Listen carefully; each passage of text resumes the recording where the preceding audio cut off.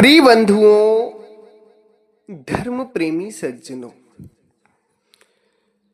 जो संसार में लोग कहते हैं कि लोई सदगुरु कबीर साहब की स्त्री थी, कमाल और कमाली उनके बेटी बेटा थे, वो एकदम गलत कहते हैं।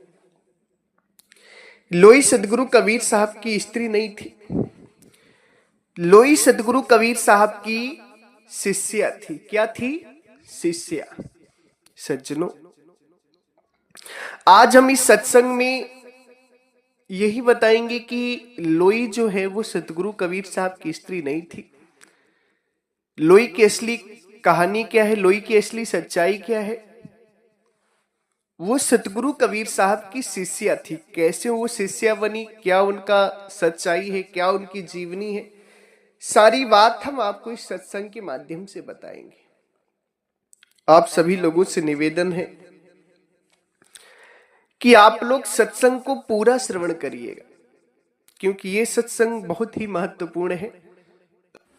इस सत्संग को सुनना इसलिए जरूरी है कि जो पाखंडियों ने, पाखंडवादियों ने, रूढ़वादियों ने सदगुरु कबीर साहब के ऊपर जो दाग लगाया है, जो छवि धूमिल की है, उसको समझना आप सभी को बहुत जरूरी है।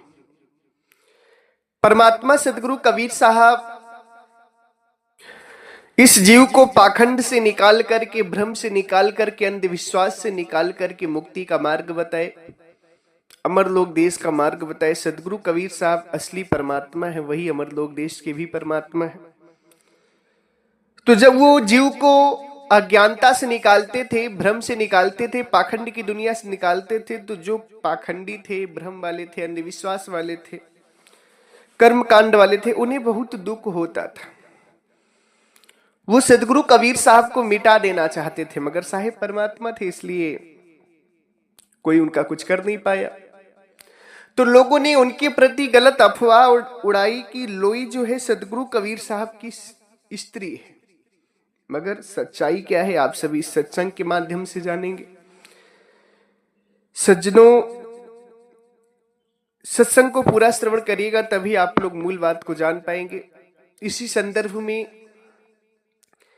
17 मार्च को होने वाली ज्ञान दीक्षा, गुरु दर्शन ज्ञान दीक्षा सत्संग समारोह भंडारे में सदगुरु की परम भक्त श्री राधा जी, उनकी बेटी सोनिया और साक्षी द्वारा बड़ा ही सुंदर सहयोग दान सदगुरु के भोजन भंडारे में सेवा में आया है। खूब खूब आशीर्वाद है। भक्त श्री राधा जी का जो प्रेम है बड़ा ही आगाध है, परमात्मा से, भक्ति से, सत्संग से, ज्ञान से, सत्य से। सत्य असत्य का निर्णय करती हैं, सत्य को पकड़ती हैं, सदगुरु की शिष्य भी बन चुकी हैं। खूब खूब आशीर्वाद है। इनके साथ हरिराम यादव जी, इनके द्वारा भी सदगुरु के भोजन भंडारे में अति सुंदर दान आया है। खूब खूब आशीर्वाद। साथ ही साथ श्री जय भगवान सोनीपत की धरती से इनके द्वारा भी अति सुंदर दान है। ये सदैव भंडारे में दान भी करते और भंडारे में आ भी रहे, सदगुरु की वो असली दीक्षा लेने भी आ रहे हैं, निराधार की साधना लेने। खूब खूब आशीर्वाद है। सज्जनों, लोई जो थी वो सदगुरु कबीर साहब की शिष्या थी, पत्नी नहीं थी। पत्नी जो लोग कहते हैं वो बहुत बड़ा गलत करते हैं। स्त्री जो लोग कहते हैं वो बहुत बड़ा गलत करते हैं। लोई की क्या सच्चाई है, लोई की क्या जीवनी है, मैं आप सभी को बताता हूं। आप सभी बड़े ध्यान से सुनिएगा। एक समय नदी के किनारे सदगुरु अमृतमयी सत्संग श्रवण करा रहे थे। संगत को साथ संगत बैठी हुई थी, भक्तजन बैठे हुए थे, सदगुरु की प्यारी अमृतमयी वाणी का आनंद ले रहे थे। तब तक नदी में एक लकड़ी की संदूक यानी लकड़ी का बक्सा बहते हुए आ रहा था। लोगों को दिखा तो लोगों ने कहा, संतों ने कहा कि प्रभु वो बक्सा बहते हुए आ रहा है, उसमें क्या हो सकता है? अगर आपकी आज्ञा हो तो बक्से को खोला जाए। तो साहब कहे ठीक है। तो बक्सा तो धार में बह रहा था, निकालने कौन जाए। साहेब संत जो थे वो सोचे कि साहेब तो समर्थ है, परमात्मा है, इन्हीं से कह दिया जाए। संतों ने साहेब से विनती की कि साहेब बक्से को आप थोड़ा किनारे लगा दें। साहेब की दृष्टि जो है बक्से के ऊपर गई, बक्सा अपने आप किनारे पर आकर लग गया। सदगुरु तो परमात्मा है, उनके लिए तो कोई भी काम वो नहीं। जब बक्सा अपने आप किनारे पर आकर लग गया तो संत जनों ने बक्सा खोला तो उसमें देखा कि बक्से के अंदर आटा की लोई में एक नवजात लड़की, नवजात शिशु लड़की जो थी, बच्ची जो थी, वो रखी थी। किसी ने क्या किया था कि लोकापवाद के कारण बच्ची को जन्म दे करके आटा की एक लोई बनाकर लकड़ी में रख दी थी और उसके अंदर एक बच्ची को डाल दिया था जो बच्ची थी। लोकापवाद के कारण, लोगों के डर के कारण, बदनामी के कारण डाल दिया था। और उन्होंने ऐसा इसलिए किया था, लकड़ी में लोई में डाला था ताकि कोई पाएगा तो इसका पालन पोषण करेगा। बच्ची से प्रेम भी था मगर लोकापवाद का डर भी था, समाज का डर भी था।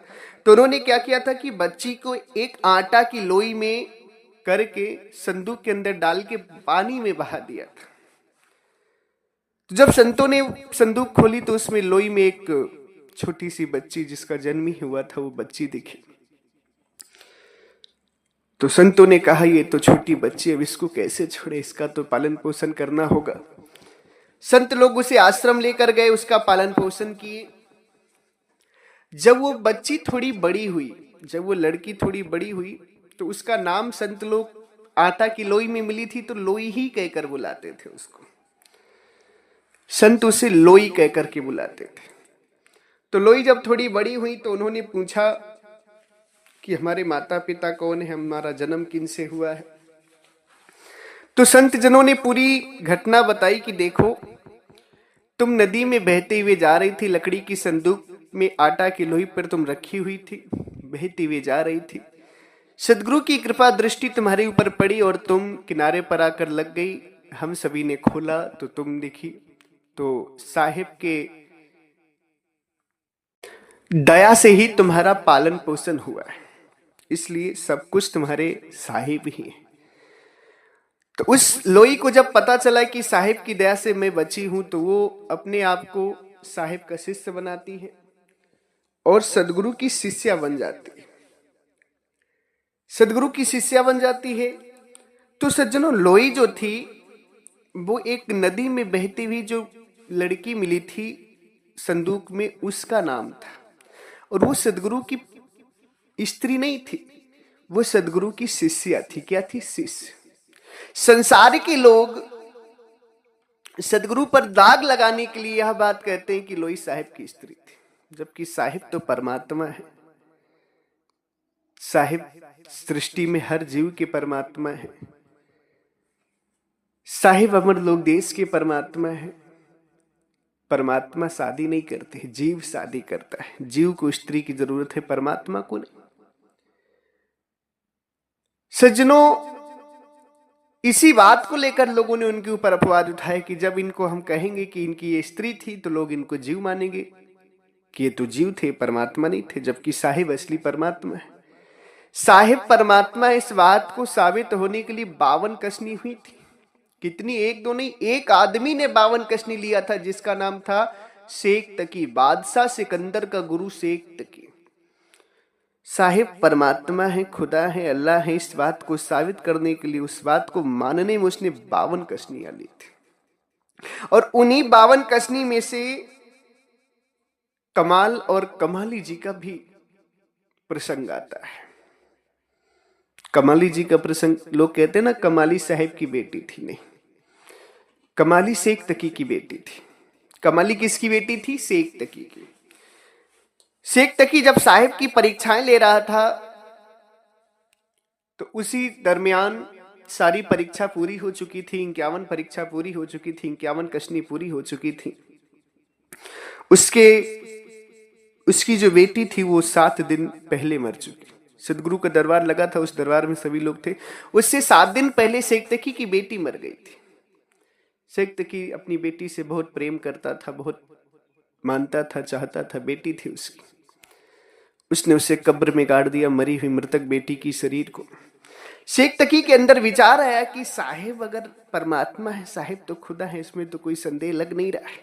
एक हो ना हो एक लास्ट परीक्षा और ले ली जाए साहिब की।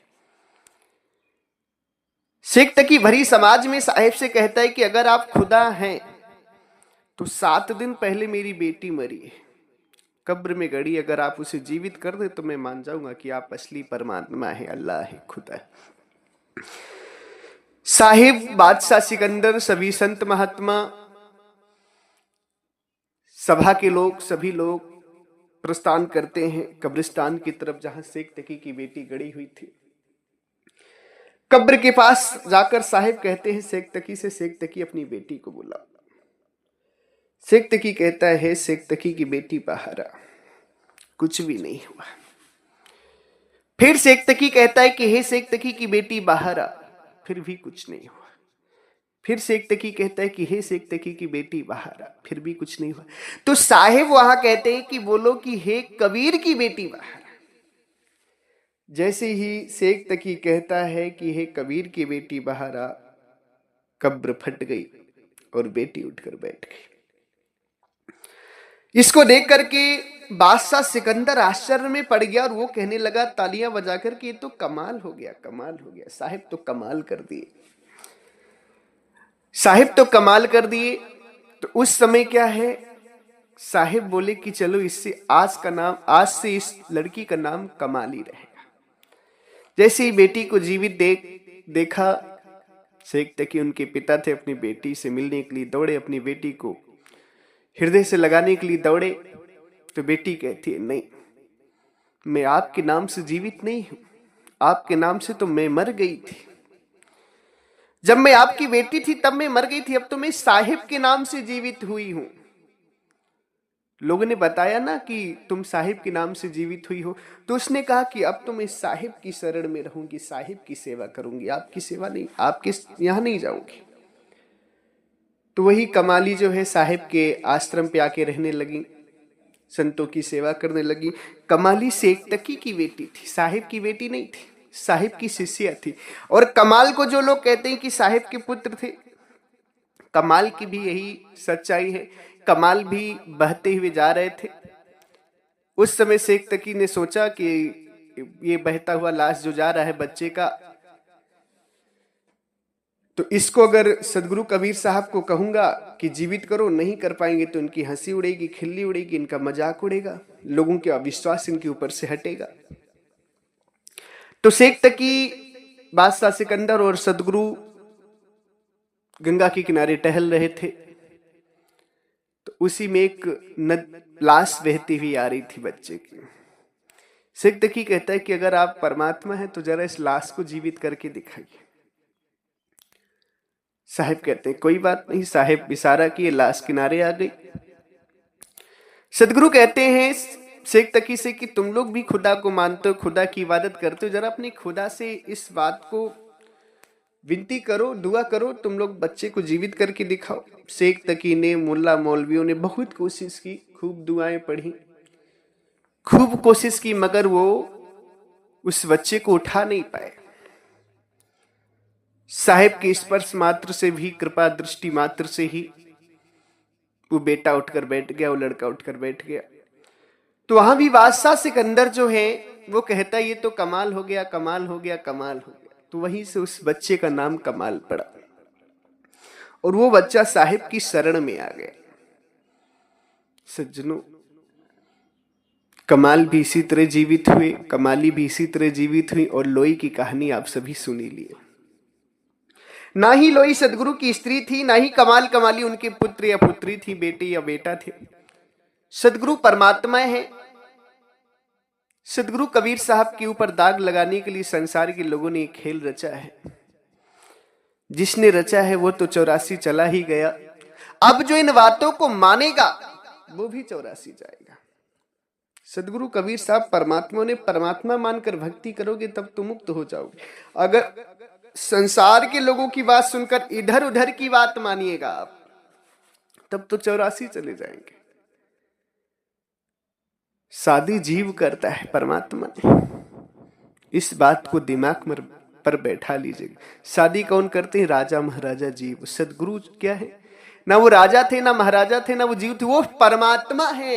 वो तीन लोकों के परमात्मा, तीन लोक में जितने भी जीव हैं इनके परमात्मा, और सत्य लोक अमर लोक देश के परमात्मा है सदगुरु कबीर साहब। जो भी संसार के लोग कहते हैं कि साहेब की स्त्री लोई थी, वो गलत कहते हैं। बेटी बेटा कमाल कमाली थे, वो गलत कहते हैं। उनकी बातों को आप सभी ध्यान न दें और इस बात को आप सभी ज्यादा से ज्यादा फैलाएं। सदगुरु की वास्तविकता जो है उसे स्वयं जाने और लोगों को भी जनाए, जागरूकता लाएं, ताकि लोगों का जो प्रेम है वो साहिब से हो सके, साहिब के विषय में सही जान सके, सत्य जान सके। एक बात सदैव याद रखना कि अगर तुम परमात्मा के ज्ञान का प्रचार करते हो, प्रभु की महिमा का गुणगान करते हो, तो तुमसे महान संसार में कोई हो नहीं सकता। अगर तुमने अपने जीवन में 10 व्यक्तियों को भी सदगुरु की महिमा से जागृत कर दिया तो तुम बहुत महान हो।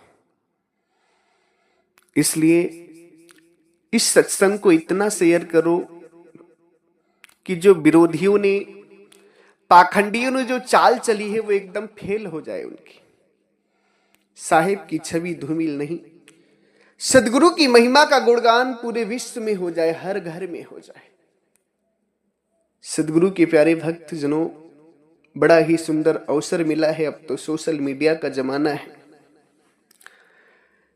जितना चाहोगे उतना सत्संग को शेयर करोगे और जागृति ला सकते हो। परमात्मा की दया है, अवसर मिला है आप सभी को परमात्मा की महिमा का गुणगान करने के लिए। इसलिए जितना हो सके सत्संग को शेयर करिए, ताकि लोग जान सकें कि लोई, कमाल और कमाली कौन थे। लोई, कमाल और कमाली सदगुरु के शिष्य थे, उनकी औलाद या उनकी पत्नी नहीं थे। सत्संग को खूब शेयर करना। इसी के साथ एक बार प्रेम से बोलिए, सर्वव्यापक सर्व पूजनी परम पिता परमात्मा सदगुरु बंदी छोर कबीर साहिब को साहेब बंदगी साहेब।